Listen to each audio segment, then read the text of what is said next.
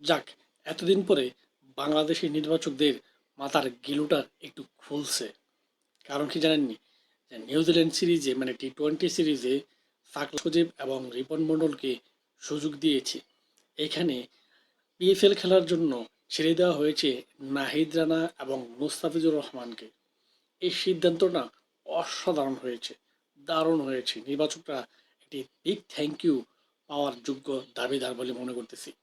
কারণ কি দেখেন, এই দুই ইয়াংস্টারকে সুযোগ দিয়েছে স্কোয়াডে, দারুণ। কারণ তারা বিপিএলে দুর্দান্ত পারফরমেন্স করেছে।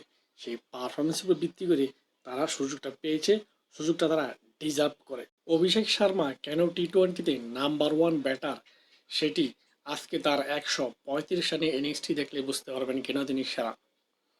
টি-20 হলো ব্যাটিং কাকে বলে, সেটি আজকে করে দেখিয়েছে এই অভিষেক শর্মা। অভিষেক শর্মা টি-20র মনস্টার যাকে বলা হয়।